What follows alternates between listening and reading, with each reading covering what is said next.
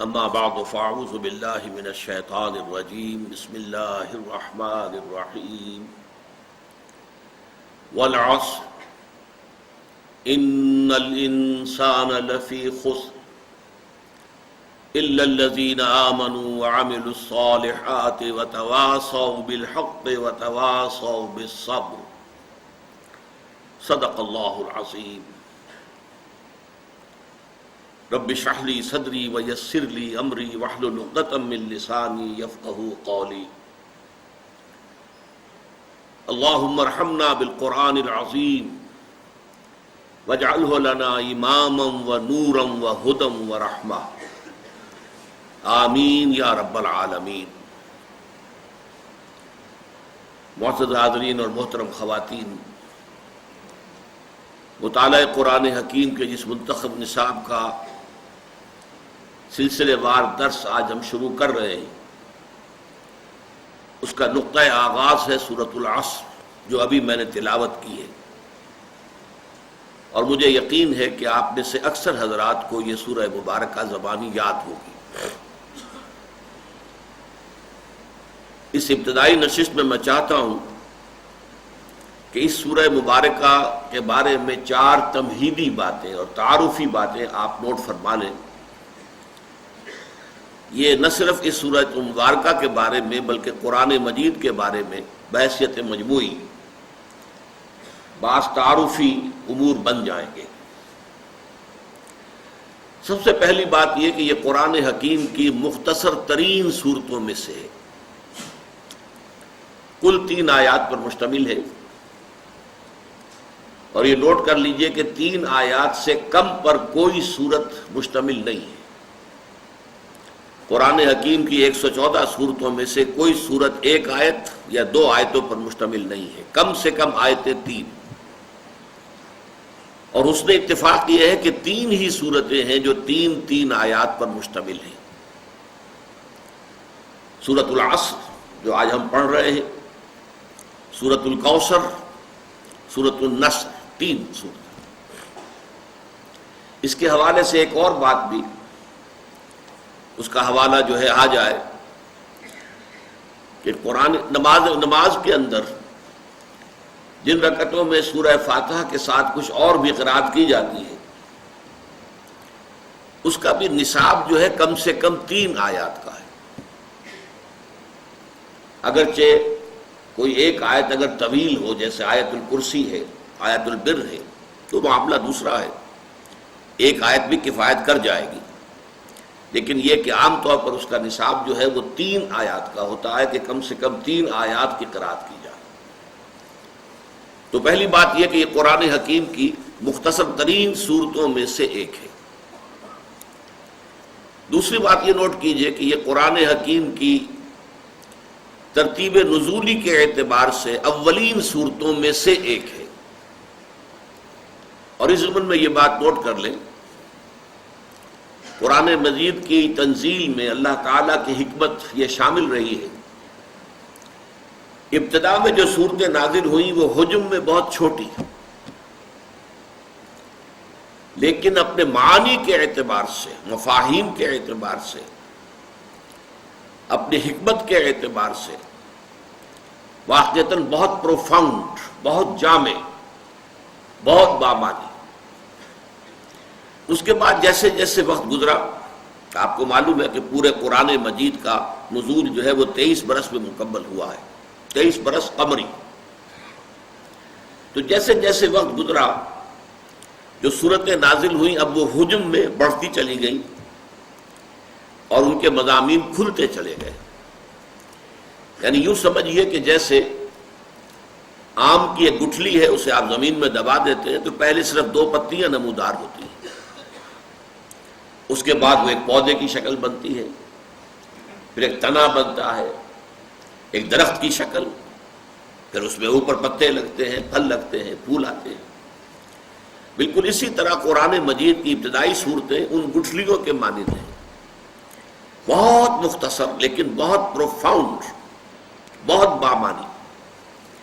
چنانچہ قرآن حکیم میں سورہ ہود میں اس حکمت کو اللہ تعالیٰ نے باقاعدہ بھی بیان فرمایا الف لام را کتاب احکمت آیاتہ ثم فصلت من لدن حکیم خبیر. یہ قرآن حکیم ایک ایسی کتاب ہے جس کی آیتیں پہلے بہت پختہ کی گئی، گاڑھی کی گئی، مضبوط کی گئی، بہت پروفاؤنڈ، اور پھر ان کی تفصیل کی گئی، انہیں واضح کیا گیا، ان کو بیان کیا گیا. تو جیسے میں مثال ابھی دے چکا ہوں، آم کی گٹھلی سے درخت کے بننے کا پروسیس، یا جیسے کہ کوئی کلی ہو جو جب پھر کھل کر پھول بنتی ہے تو کلی کے اندر جو پتیاں موجود ہوتی ہیں نظر نہیں آتی، اب جب وہ پھول کھلتا ہے تو وہ پتیاں آپ کے سامنے آ جاتی ہیں. تیسری بات یہ نوٹ کیجئے کہ ابتدائی صورتیں جو ہیں ترتیب مصحف کے اعتبار سے یہ بھی عجیب حکمت ہے اللہ تعالیٰ کی، لیکن یہ کہ یہ موضوع میرا اس وقت نہیں ہے، میں تفصیل میں نہیں جاؤں گا کہ وہ حکمت کیا ہے. مصحف میں سب سے پہلے نازل ہونے والی صورتوں کو سب سے آخر میں رکھا گیا.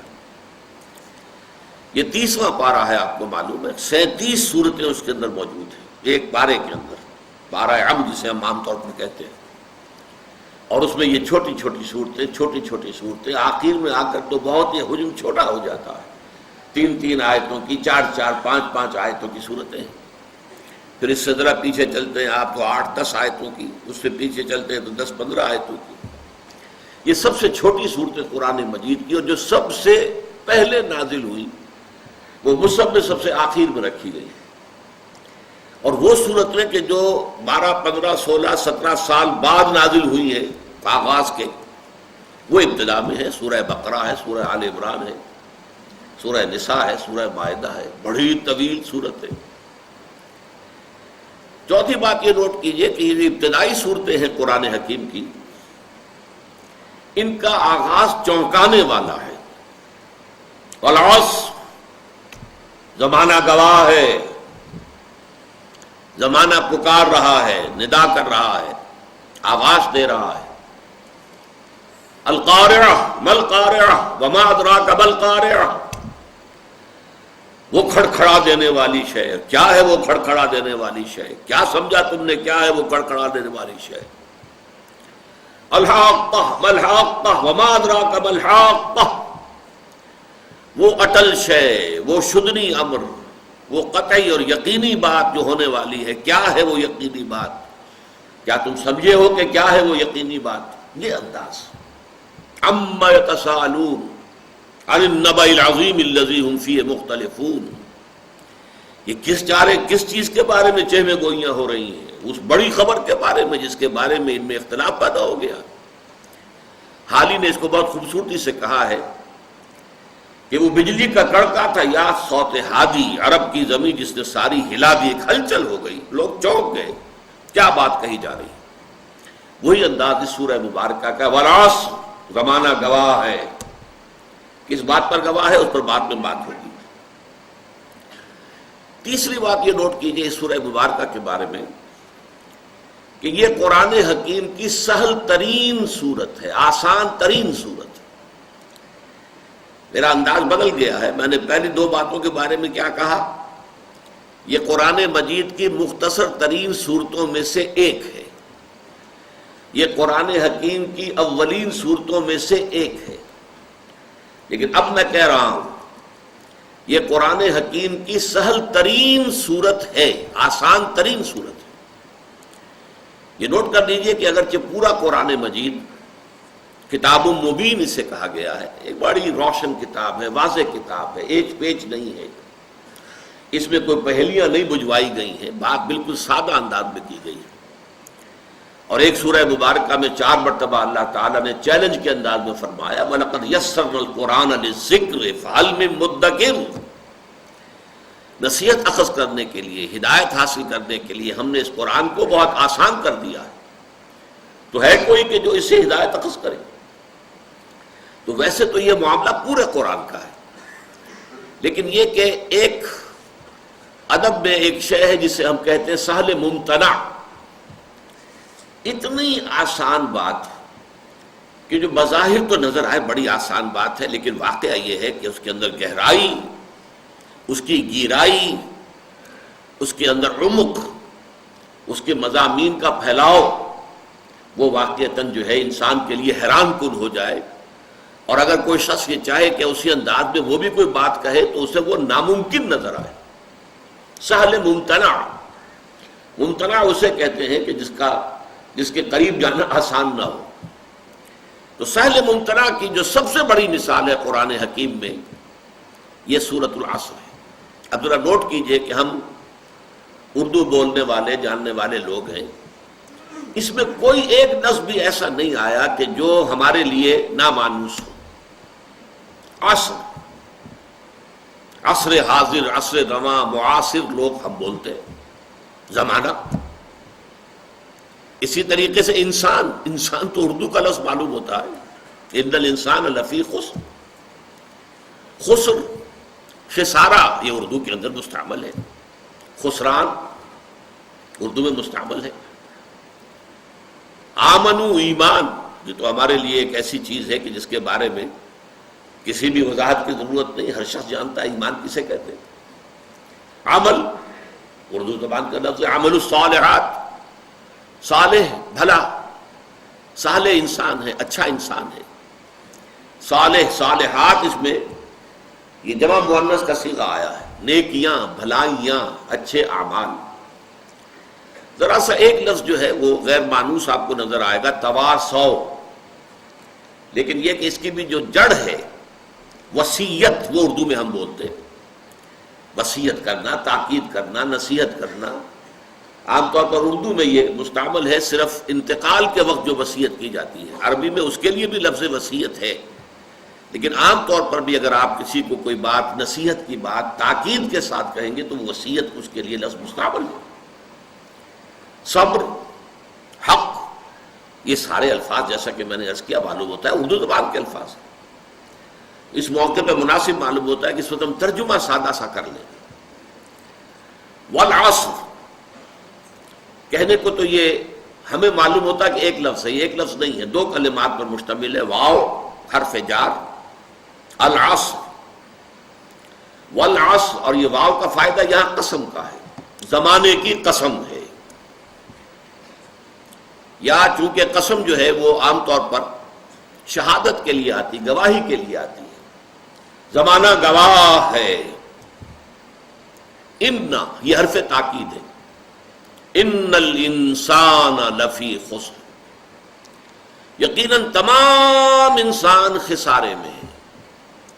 انسان جیسا کہ میں نے عرض کیا ہم جانتے ہیں اس پر جو الف لام لگا ہے، کسی اسم نکرہ پر الف لام اگر لگتا ہے معنی پیدا ہوتے ہیں. کوئی معین انسان، لیکن ایک مفہوم یہ بھی ہوتا ہے تمام انسان، اسے حصر کہتے ہیں. ان الانسان، تمام انسان. لام حرف تاکید ہے. لفی خسر، فی پھر حرف جار ہے.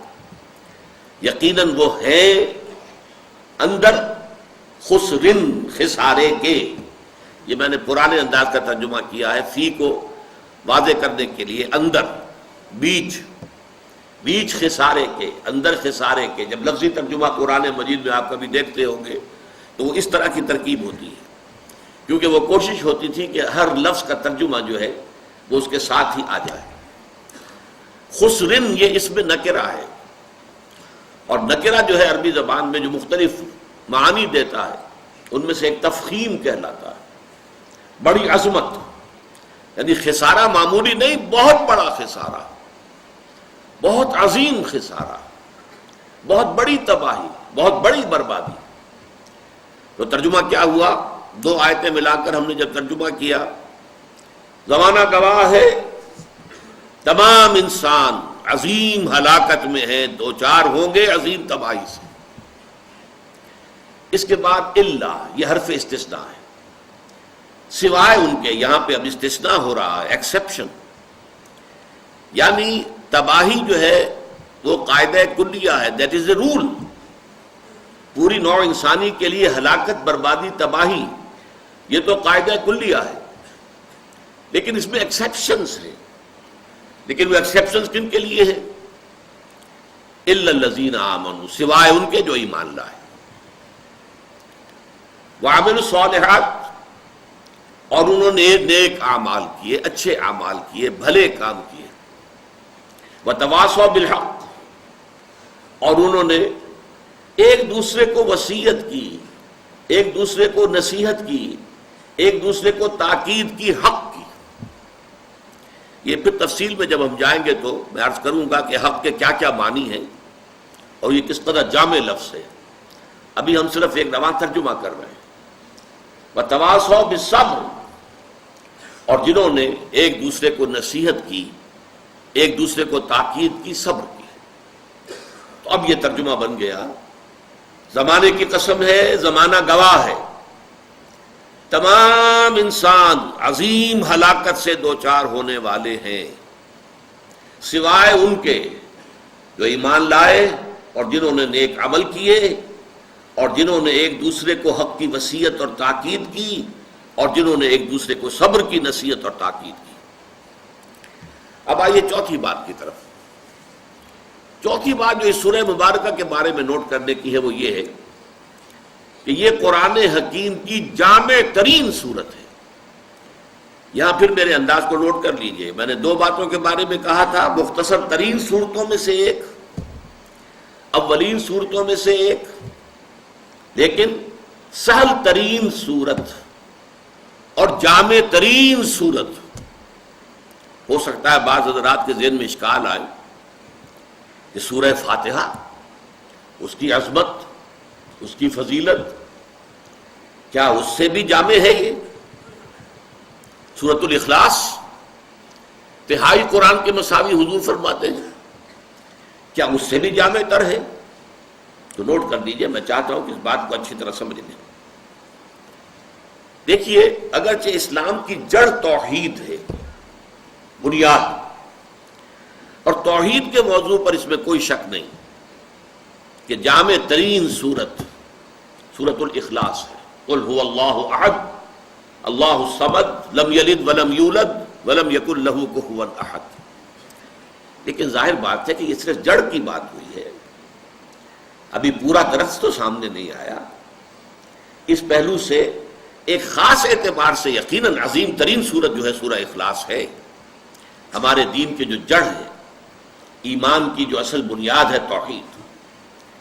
اسی طریقے سے قرآن کا ایک فلسفہ ہے، وہ فلسفہ ہم پڑھیں گے انشاءاللہ اسی منتخب نصاب کا جب دوسرا حصہ شروع ہوگا۔ اس فلسفے کے اعتبار سے عظیم ترین سورت سورۃ الفاتحہ ہے۔ لیکن ظاہر بات ہے کہ فلسفہ اپنی جگہ پر بڑی اہمیت کا حامل ہونے کے باوجود جب ہم دیکھتے ہیں سورۃ العصر کے اعتبار سے تو وہ ایک جز قرار پائے گا، وہ ایک پہلو ہے، اس کے اعتبار سے یقیناً اور عظمت اس کی ہے۔ عظیم ترین سورت قرآن مجید کی سورہ فاتحہ ہے، جسے پورے قرآن کے ہم وطن بھی قرار دیا گیا ہے۔ وَلَقَدْ آتَيْنَاكَ سَبْعًا مِنَ الْمَثَانِي وَالْقُرْآنَ الْعَظِيمِ، قرآن عظیم کہا گیا ہے سورہ فاتحہ کو۔ ہم نے آپ کو عطا کی ہیں 7 آیتیں جو بار بار دہرائی جاتی ہیں اور جو در حقیقت خود اپنی جگہ پر ایک مکمل قرآن عظیم ہے۔ لیکن اب نوٹ کیجئے اصل بات، قرآن مجید کا اصل موضوع کیا ہے؟ یہ صرف فلسفے کی کتاب نہیں ہے، یہ صرف توحید کی کتاب نہیں ہے، یہ کتاب ہدایت ہے۔ ہدی للناس، ہدی للمتقین۔ اصل میں سورہ فاتحہ ہی میں جو ہم ہر رکعت میں نماز کے پڑھتے ہیں اور کہتے ہیں اہدنا الصراط المستقیم، پروردگار ہمیں سیدھے راستے کی ہدایت بخش۔ وہ صراط مستقیم کیا ہے؟ اس صراط مستقیم، اس راہ ہدایت کے اعتبار سے جامع ترین سورت یہ سورۃ العصر ہے۔ صراط مستقیم، اس کے سنگ ہائے میل کیا ہے؟ یہ چھوٹی سورت ہونے کے باوجود اس نے صراط مستقیم کے سنگ ہائے میل کو اس طریقے سے اپنے اندر سمو لیا ہے، سمیٹ لیا ہے، جمع کر لیا ہے کہ اس کی عظمت کو امام شافعی رحمۃ اللہ علیہ بیان فرماتے ہیں۔ اب دیکھیے، میں ان کا قول نقل کر رہا ہوں، ائمہ اربعہ میں سے بہت اونچا مقام ہے امام شافعی کا، اگرچہ امام اعظم ہمارے نزدیک فقیہ ہونے کے اعتبار سے اور اسلام کے قانونی پہلو کے اعتبار سے سب سے بڑا جو مقام سب سے اونچا ہے وہ امام ابو حنیفہ رحمۃ اللہ علیہ کو حاصل ہے. لیکن واقعہ یہ ہے کہ بعض اعتبارات سے امام شافعی کا رتبہ بہت بلند ہے. ان کی تصنیف کتاب الام بہت ضخیم اور آج بھی وہ بڑی عظیم عظمت کی حامل مانی جاتی ہے. اصول فقہ انہوں نے مرتب کیے سب سے پہلے. بہرحال امام شافعی کا تھوڑا سا تعارف کرانے کے بعد اب ان کے دو قول میں آپ کو سنانا چاہتا ہوں. ایک قول کے مطابق فرماتے ہیں لو تدبر الناس هذه السورۃ لوسعتهم، اگر لوگ صرف اس ایک سورت پر تدبر کریں، غور و فکر کریں، سوچ بچار کریں تو یہ ان کی ہدایت کے لیے کافی ہو جائے گا. ایک اور قول جسے مفتی محمد عبدہ کا بہت مشہور ہے تفسیر پارہ عم، اس میں انہوں نے نقل کیا ایک اور قول. وہ کہتے ہیں قرآن مجید میں اگر اس سورہ اصل کے سوا اور کچھ نازل نہ ہوتا تب بھی یہ لوگوں کے لیے کافی تھی. لو لم ينزل من القرآن سواها، اگر قرآن مجید میں سوائے اس ایک سورت کے اور کچھ نازل نہ ہوتا لکفت الناس، یہ لوگوں کی ہدایت کے لیے کفایت کرنے والی صورت تھی. یہ عظمت ہے اس سورہ مبارکہ کی. اس کا تھوڑا سا تجزیہ کر لیجیے. میرے نزدیک قرآن مجید کے جو مضامین ہیں ان کا ایک مکمل انڈیکس اس سورت میں موجود ہے. جن حضرات نے شاہ ولی اللہ دہلوی رحمۃ اللہ علیہ کا جو مشہور رسالہ ہے جو انہوں نے اصول تفسیر پر لکھا ہے الفوز الکبیر، اس کا مطالعہ کیا ہے. شاہ صاحب نے قرآن مجید کے مضامین کو 5 حصوں میں تقسیم کیا ہے. میں بھی 5 ہی حصوں میں تقسیم کر رہا ہوں اس صورت کے اعتبار سے، لیکن ذرا الفاظ مختلف ہیں، عنوانات مختلف ہیں. میں اس صورت کے الفاظ کو عنوان بنا رہا ہوں. قرآن مجید میں آپ دیکھتے ہیں کہ خاصا بڑا حصہ قرآن مجید کا تاریخی تفاصیل پر مشتمل ہے. سابقہ انبیاء و رسول کے حالات، رسولوں کی قوموں پر آنے والے عذاب کی تفاصیل، یہ نوع انسانی کی تاریخ ہے. پھر یہ کہ ازل میں جو واقعات ہوئے، تخلیق آدم کا مسئلہ ہے، پھر جو فرشتوں کو حکم دیا گیا سجدے کا، ان کو آدم کو جنت میں رکھا گیا، یہ بھی تو ایک تاریخ کا حصہ ہے، انسانی تاریخ. اور پھر یہ کہ ابد کا معاملہ جو آنے والا ہے، اس سب کو آپ نوٹ کیجئے. زمانہ در حقیقت اس سب کو کور کر رہا ہے. زمانہ کیا ہے یہ میں ابھی اس کے بعد انشاءاللہ تفصیل سے عرض کروں گا کہ اس میں کیا مباحث ہیں، کیونکہ ماہیت زمان جو ہے یہ فلسفے کے مشکل ترین مسائل میں سے. لیکن یہ ہے کہ یہاں زمانہ جو ہے یوں سمجھیے کہ ایک چادر کے مانند تنا ہوا ہے ازل سے ابد تک، اور یہ زمانہ چشمدید گواہ ہے کہ کیا ہو رہا ہے. اس زمانے نے قوم نوح کو غرق ہوتے دیکھا ہے، اسی زمانے نے قوم ہود کو برباد ہوتے ہوئے دیکھا ہے. اسی زمانے نے، جیسے علامہ اقبال ایک جگہ کہتے ہیں، یہ ستارے جو ہیں می نگریم و می رویم، می رویم و می نگریم، ہم چلتے رہتے ہیں اور دیکھتے رہتے ہیں دنیا میں کیا ہو رہا ہے. یہ زمانہ گویا کہ دیکھ رہا ہے. تو گویا کہ اس سب کے لیے ایک لفظ آ گیا یہاں پر والعصر. اب اس کے بعد قرآن مجید کے مضامین میں تجزیہ کریں گے. یا ایمان کے مباحث ہیں، توحید ہے، معاد ہے، اس کے لیے دلائل ہے، استدلال ہے. پھر اس کے خلاف جو باتیں کہی جا رہی تھی ان کا رد ہے، ان کی نفی ہے، اس پر رد و قدح کی کیفیت ہے. ایمان کے مباحث بہت بڑے مباحث ہیں، اور مکی صورتوں کا تو اکثر و بیشتر حصہ انہی پر مشتمل ہے. اس کے بعد تیسرا مضمون کیا ہے؟ عمل صالح. یہ کرو، یہ نہ کرو، یہ بھلے کام ہیں، یہ برے کام ہیں، ان کو چھوڑنا ہے، نیک کام کرنے ہیں. اب اس کے لیے آپ کو معلوم ہے عمل صالح کا پہلا منزل کیا ہے؟ انفرادی شخصیت کیسی ہونی چاہیے، انفرادی سیرت و کردار میں کیا چیزیں ہونی چاہیے، کیا اوصاف، کیا چیزیں اپنے اندر پیدا کرنی چاہیے. معاشرے کی کیا اقدار ہونی چاہیے، معاشرتی اقدار کیا ہے، کیا اصول ہونے چاہیے. تنظیم معاشرہ، پہلے سب سے پہلے تنظیم خاندان، جسے کہ شاہ ولی اللہ کہتے ہیں تدبیر منزل. منزل کہتے ہیں نا مکان کو، فلاں منزل فلاں منزل، یہ منزلوں کے مکانوں کے نام ہوا کرتے تھے. جیسے وزیر مینشن، وزیر منزل، تو تدبیر منزل. پھر یہ کہ ایک معاشرہ جب وجود میں آتا ہے، پھر ریاست وجود میں آتی ہے، اس کے کیا اصول ہونے چاہیے، کیسے اس کو چلانا چاہیے، یہ ساری چیزیں عمل صالح کے اندر آ گئی. تیسرا مضمون قرآن مجید کا بہت اہم،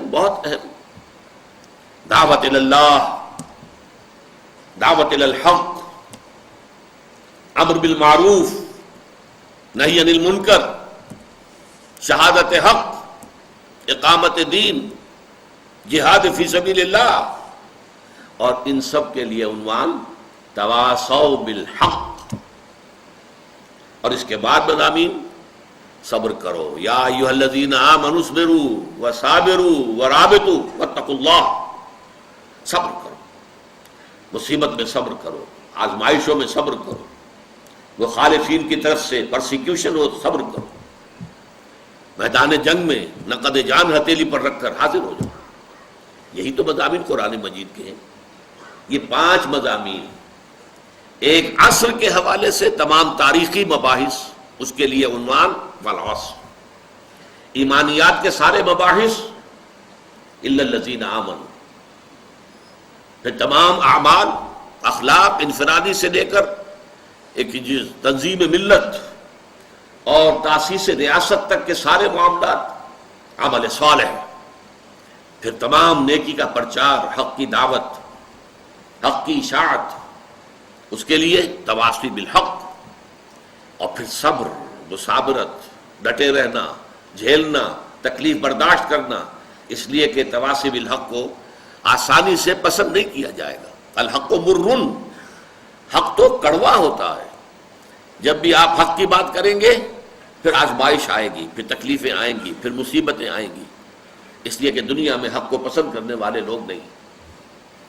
یہ 4 باتیں ہیں جو میں نے عرض کی ہیں، بڑی ابتدائی. پھر نوٹ کر رہا ہوں، یہ قرآن حکیم کی مختصر ترین صورتوں میں سے ایک ہے. یہ قرآن حکیم کی ترتیب نزولی کے اعتبار سے اولین صورتوں میں سے ایک ہے. یہ قرآن حکیم کی سہل ترین صورت ہے، سہل ممتنع کی سب سے بڑی مثال. اور نمبر 4، یہ قرآن حکیم کی جامع ترین صورت ہے. اب آئیے ذرا اس کا تجزیہ کیجئے گرامر کے اعتبار سے. دیکھیے، والعصر ان الانسان لفی خسر الا الذین آمنوا وعملوا الصالحات وتواصوا بالحق وتواصوا بالصبر. آیتیں 3 ہیں، لیکن ذرا غور کریں گے تو معلوم ہوگا جملہ ایک ہی ہے. اس لیے کہ والعصر، زمانے کی قسم ہے، زمانہ گواہ ہے. بات تو پوری نہیں ہوئی، اسے آپ جملہ نہیں کہیں گے، کلام تام نہیں کہیں گے، مکمل بات نہیں ہوئی. اس لیے کہ جب تک قسم کے ساتھ جواب قسم نہ ہو کہ کس بات پر قسم کھائی جا رہی ہے. اللہ کی قسم، بھائی ہاں بھائی کس بات پر اللہ کی قسم کھا رہے ہو. تو والعصر جو ہے، اب اس کو عربی گرامر میں کہتے ہیں مرکب ناقص. یہ مکمل جملہ نہیں ہے، یہ کلام تام نہیں ہے، بلکہ مرکب ناقص ہے. والعصر ان الانسان لفی خسر، یقیناً انسان، تمام انسان خسارے میں ہے، گھاٹے میں ہے، ٹوٹے میں ہے، ہلاکت اور بربادی سے دوچار ہونے والے. یہ درمیانی آیت جو ہے مکمل جملہ ہے اپنی جگہ پر، ان الانسان لفی خسر. لیکن اب آئیے تیسری آیت، الا الذین آمنوا وعملوا الصالحات وتواصوا بالحق وتواصوا بالصبر. اب یہاں الا سے بات شروع ہو رہی ہے. یہ بھی جملہ نہیں ہے، اس لیے کہ استثناء میں جب تک کہ مستثنی منہ کا تذکرہ نہ آئے. کس چیز سے مستثنیٰ کر رہے ہیں آپ؟ جب تک کہ اس کا ذکر نہیں آئے گا تو محض استثناء جو ہے وہ تو کوئی مفہوم جو ہے اپنا کنوے نہیں کرتا. تو ایسے تینوں جو ہے یہ آیتیں مل کر ایک جملہ بنا. زمانے کی قسم ہے اور زمانہ گواہ ہے، تمام انسان خسارے میں ہے، ٹوٹے میں ہیں، تباہ اور برباد ہوں گے۔ الا الذین آمنوا وعملوا الصالحات وتواصوا بالحق وتواصوا بالصبر، سوائے ان کے جو ایمان لائے اور جنہوں نے نیک عمل کیے اور جنہوں نے ایک دوسرے کو حق کی وصیت کی اور جنہوں نے ایک دوسرے کو صبر کی نصیحت کی۔ ایک اور اعتبار سے نوٹ کیجئے، جو مرکزی آیت ہے وہی اس سورہ مبارکہ کی اصل جو ہے جان ہے، ان الانسان لفی خسر، یہ پہلی آیت کے ساتھ مل کر بھی جملہ مکمل ہو جاتا ہے، والعصر ان الانسان لفی خسر، جملہ مکمل ہے، اور یہ تیسری آیت کے ساتھ مل کر بھی جملہ مکمل ہو جاتا ہے، ان الانسان لفی خسر الا الذین آمنوا وعملوا الصالحات وتواصوا بالحق وتواصوا بالصبر۔ تو یہ تین آیتوں میں ویسے بھی عددی اعتبار سے بھی مرکزی ہے اور مضمون کے اعتبار سے بھی مرکزی ہے۔ اب آئیے ذرا ہم غور کریں، خسران انسانی کا جو نقشہ اس صورت میں کھینچا گیا ہے، جس کے لیے میں ایک لفظ استعمال کرنا چاہتا ہوں، آپ نے سنا ہوگا فلسفے اور ادب کے میدان میں دی ڈیوائن کامیڈی، میں اس کے برعکس ایک لفظ استعمال کر رہا ہوں، دی ہیومن ٹریجڈی، انسانی المیہ۔ تمام انسان خسارے میں ہیں، تمام انسان ٹوٹے میں ہیں، تمام انسان بربادی سے تباہی سے دوچار ہونے والے ہیں۔ اس سے بڑی ٹریجڈی کیا ہوگی؟ اس سے بڑا حزنیہ کیا ہوگا؟ اس کے کیا کیا پہلو ہیں، اس کو نوٹ کر لیجیے۔ سب سے پہلے تو مشاہدہ کیجیے انسانوں کی عظیم اکثریت کیسی کیسی مشکلات کے ساتھ دوچار ہوتی ہے۔ عظیم اکثریت وہ ہے کہ جو کمر توڑ دینے والی مشقت کرنے کے باوجود 2 وقت پیٹ بھر کر کھانا نہیں کھا سکتے، جن کے بچوں کو علاج کی سہولت میسر نہیں، مشقت، محنت، تکلیف، نہ صرف محنت و مشقت، محنت و مشقت کے اعتبار سے تو ہم یہ کہہ سکتے ہیں کہ انسان بھی لدو اونٹ کے مانند ہے یا کولو کے بیل کے مانند ہے، لیکن حیوان اور انسان میں اس اعتبار سے بڑا فرق ہے۔ انسان میں احساسات، رنج، غم، صدمہ، کسی جانور کا بچہ جب جوان ہو گیا اب اس کے بعد وہ جانے اس کی زندگی علیحدہ ہے، والدین کی علیحدہ ہے، والدین بھی پتہ نہیں کہ ان کا جوڑا ہے کہ نہیں مستقل۔ لیکن یہاں کیا ہوتا ہے؟ یہاں جس اولاد کو پالا پوسا، جنہیں اپنے جگر کے ٹکڑا سمجھ کر اور اپنا پیٹ کاٹ کر جن کو پالا ہے، اگر وہی بیٹا جوان ہو کر سینہ تان کر بات کرتا ہے، یا جیسا کہ آپ سنتے ہیں باپ پر ہاتھ اٹھا لیا ہے، ماں کو مار دیا ہے، قتل کر دیا ہے، جو صدمہ اس وقت انسان کو ہوتا ہے کیا کسی حیوان کو ہوتا ہے؟ یہ صدمات، یہ رنج و غم، قرآن مجید میں ایک پوری سورہ مبارکہ ہے اسی پر، جس کا مرکزی مضمون یہی ہے، لا اقسم بہذا البلد وانت حل بہذا البلد ووالد وما ولد لقد خلقنا الانسان فی کبد۔ میں جو ابتدائی قسمیں ہیں ان کو اس وقت تشریح نہیں کروں گا، اس لیے کہ وہ ہمارا اس وقت کا موضوع نہیں ہے۔ جس چیز پر قسمیں کھائیں اللہ نے 3، لا اقسم بہذا البلد وانت حل بہذا البلد ووالد وما ولد، 3 قسمیں کھا کر بات کیا کہی؟ ہم نے انسان کو محنت اور مشقت ہی میں پیدا کیا ہے۔ محنت اور مشقت ہر انسان کا مقدر ہے۔ عام طور پر سمجھا یہ جاتا ہے کہ غریب لوگوں کے لیے یہ معاملہ ہے، نہیں، اصل میں محنت اور مشقت کی شکلیں مختلف ہیں۔ کوئی شخص دفتر میں بیٹھا ہوا مشقت کر رہا ہے، کسی کی ذہنی مشقت زیادہ ہے، کسی کی جسمانی مشقت زیادہ ہے۔ یہ جسمانی مشقت والا جو ہے تھک ہار کر رات کو سوتا ہے تو صبح کی خبر لائے گا، وہ پوری طرح ٹانگیں پھیلا کر سوتا ہے۔ اور یہ جو ذہنی مشقت کرنے والے ہیں، لمبی لمبی کاروں میں چلنے والے اور بڑے بڑے محلوں میں رہنے والے، ایئر کنڈیشنڈ آفیسز اور بنگلوں میں رہنے والے، ان کی راتوں کی نیند حرام ہو جاتی ہے۔ ان کو جو مسائل درپیش ہوتے ہیں، انہیں جو صدمے ہوتے ہیں، انہیں جو فرسٹریشنز ہوتی ہیں، یہ نقصان ہو گیا ہے، یہ معاملہ ہو گیا ہے، فلاں نے یہ کر دیا ہے، فلاں پرابلم پیدا ہو گیا ہے، یہ ساری چیزیں جو ہے یہ اس غریب مزدور کے لیے نہیں ہوتی۔ آپ کو معلوم ہے ہپنوٹکس کی ضرورت جو ہے انہی عمرا کو ہوتی ہے۔ سیڈیٹیوز کی ضرورت انہی کو ہوتی ہے، ٹرینکولائزرز انہی کو چاہیے، انہیں نرم گدیلوں کے اوپر نیند نہیں آتی۔ تو مشقت اور محنت ہر ایک کے لیے ہے۔ صدمہ، غالب نے بہت خوب کہا تھا، قید حیات و بند غم اصل میں دونوں ایک ہیں۔ موت سے پہلے آدمی غم سے نجات پائے کیوں؟ یہ انسان کا مقدر ہے، یہ تو ہو کر رہنے والی شے ہے۔ غم تو رہے گا، صدمہ رہے گا۔ آپ کو شاید یاد آیا ہو، ایک بڑی عظیم ہستی گزری ہے انسانی تاریخ میں، گوتم بدھ، کپل وستو کا شہزادہ، at the prime of his youth, 30 برس کی عمر۔ اس نے مشاہدہ کیا لوگوں کو، لوگ دکھوں میں ہیں، لوگوں کے لیے مصیبتیں ہیں، لوگوں کے لیے تکلیفیں ہیں۔ ایک اندھا آدمی دیکھا، اس نے چلتا ہوا جو ٹھوکر کھا کے گرا اس کے نگاہوں کے سامنے۔ اس نے سوچا یہ کیا ہو رہا ہے، کیوں ہے یہ اندھا کیوں ہے؟ کسی کو اندھا پیدا کر دیا جاتا ہے، پیدائشی اندھا۔ کسی والدین کے سامنے اس کا بچہ جو ہے دم توڑ رہا ہے، کچھ نہیں کر سکتے، ٹک ٹک دیدم دم نہ کشیدم، جا رہا ہے تمہارے ہاتھوں میں سے، نکل رہا ہے، جا رہا ہے۔ قرآن مجید میں بھی سورہ واقعہ میں قسم کھائی گئی ہے، فلولا ان کنتم غیر مدینین ترجعونہا ان کنتم صادقین، واپس لے سکتے ہو تو لے لو، موت کے پنجے سے چھڑا لو اگر تمہارے اندر کوئی طاقت ہے۔ نہیں، جا رہا ہے، رو رہے ہیں۔ یہی وجہ ہے کہ پھر وہ اس فکر میں، یہ دکھ کیوں ہے انسان کا مقدر، اس کا سبب تلاش کرنے کے لیے پھر اس سے نکلنے کا راستہ کیا ہے، اس سے نجات کیسے ہوگی، نروان کیسے ملے گا۔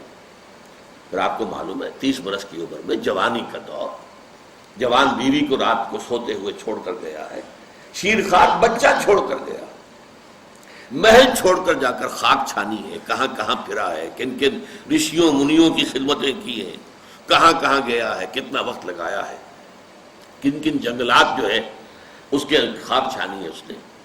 بہرحال اسے کیا ملا کیا نہیں ملا یہ میں اس سے بحث نہیں کرتا، اس لیے کہ ظاہر بات ہے کہ وہ حضرت مسیح علیہ السلام سے بھی قبل کی شخصیت ہے، اور اکثر لوگوں کی تعلیمات بگڑ گئی ہیں۔ حضرت مسیح علیہ السلام کی تعلیمات اگر قرآن مجید ہمیں نہ بتائے تو ہمیں کیسے معلوم ہو کہ ان کی اصل تعلیم کیا تھی؟ عیسائی جس مسیح کو ماننے والے ہیں اس مسیح کو تو ہم نہیں مانتے، اللہ کا بیٹا تو ہم نہیں مانتے، لیکن اگر قرآن مجید واضح نہ کرتا تو ہمیں کیسے معلوم ہوگا؟ اسی طرح گوتم بدھ کے بارے میں جو کچھ کہتے ہیں ان کے ماننے والے، اس کی طرف نہ جائیے، وہ کیا تھا حقیقت میں ہم نہیں جان سکتے، لیکن یہ ضرور ہے کہ اس کے فلسفے کا جو مین تھیم ہے سروم دکھم، all is pain, all is suffering, all is agony، سروم دکھم، درد ہی درد ہے، رنج ہی رنج ہے، غم ہی غم ہے۔ قید حیات و بند غم اصل میں دونوں ایک ہیں، موت سے پہلے آدمی غم سے نجات پائے کیوں؟ لیکن اس اعتبار سے اگر آپ غور کریں گے تو چلیے انسان حیوانات کی صف میں آ گیا بس، لیکن نہیں، انسان کی ہیومن ٹریجڈی کا نقطہ عروج بالکل ایک اور ہے۔ مرنے کے بعد پھر اٹھایا جائے گا، پھر جواب طلبی ہوگی، کیا کرتے رہے زندگی بھر؟ تم نے حقیقت کو پہچاننے کی کوشش کی، تم نے حق پر چلنے کی کوشش کی، یا تم نے ظلم کیے، زیادتیاں کی، ناانصافیاں کی؟ آؤ حساب دو۔ حیوان سے یہ محاسبہ نہیں ہے، نباتات اور حیوانات اس سے بری ہے، انسان ہے۔ اس پر بھی ایک سورت ہے قرآن مجید کی، سورۃ الانشقاق، یا ایھا الانسان انک کادح الی ربک قدحا فملاقیہ، اے انسان تیرا معاملہ یہ ہے، تو مشقت پر مشقت جھیل کر، تکلیفیں پر تکلیفیں برداشت کر کے پھر ایک دن اپنے پروردگار کے حضور میں حاضر ہوگا جواب دہی کے لیے۔ ثم لتحسبن بما تعملون، حضور کی ایک خطبے میں جو الفاظ آتے ہیں، واللہ لتموتن کما تنامون، خدا کی قسم تم سب مرو گے جیسے کہ ہر روز شام کو سو جاتے ہو، رات کو سو جاتے ہو۔ یہ نیند بھی موت کی بہن ہے۔ ثم لتبعثن کما تستيقظون، لیکن پھر جیسے روزانہ صبح بیدار ہوتے ہو ایسے ہی ایک صبح قیامت آئے گی کہ سب اٹھا لیے جاؤ۔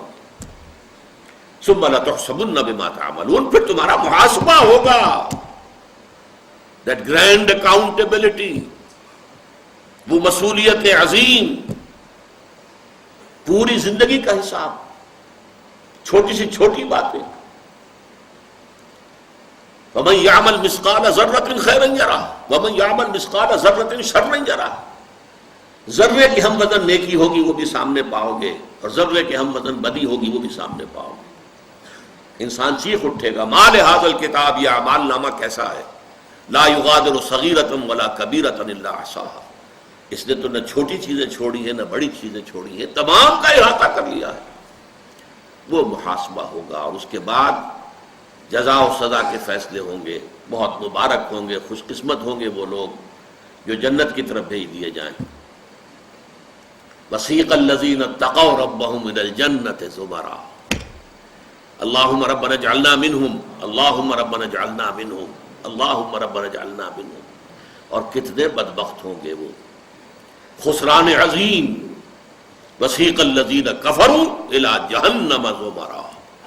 وہ کافر جو ہے وہ لے جائیں گے، گروہ درو گروہ لے جائے جائیں گے جہنم کی طرف، ان میں جھونک دیے جائیں گے. یہ ہے وہ مرحلہ کہ نوع انسانی کے گرے سرسبد. حضرت ابوبکر کے بارے میں آتا ہے رضی اللہ تعالی عنہ، اس احساس کے تحت کہ ایک روز اللہ کے سامنے کھڑے ہونا ہے محاسبے کے لیے. ایک عجیب کیفیت میں کہا کرتے تھے کاش کہ میں درخت پر چہچہاتی ہوئی ایک چڑیا ہوتا جس سے کوئی محاسبہ نہیں ہے، حساب کتاب نہیں ہے. کاش کہ میں گھاس کا ایک تنکا ہوتا جس سے کوئی حساب کتاب نہیں ہے. وہ سوکھ جاتی ہے تو آگ میں جلا دی جاتی ہے، بات ختم ہو جاتی ہے، حساب کتاب نہیں. کہنے والا کون ہے؟ ابو بکر صدیق رضی اللہ تعالی عنہ. قرآن مجید بھی کہتا ہے، سورہ عما یتساءلون جو ہے اس میں یہی تو لفظ آیا ہے. آخری آیت کیا ہے؟ یقول الکافر یا لیتنی کنت ترابا، ہائے کاش کہ میں مٹی ہوتا، شرف انسانیت مجھے حاصل نہ ہوا ہوتا. اور فارسی میں ایک شاعر نے کہا ہے کیفیت کیا ہوگی کہ ہر انسان کہے گا مرائے کاش کے مادر نہ زادے، کاش کہ میری ماں نے مجھے کبھی جنا نہ ہوتا. یہ ہے وہ ذالک هو الخسران المبین ان الانسان لفی خسر. یہ ہے ہیومن ٹریجڈی. بارک اللہ لی ولکم فی القرآن العظیم ونفعنی وإیاکم بالآیات والذکر الحکیم.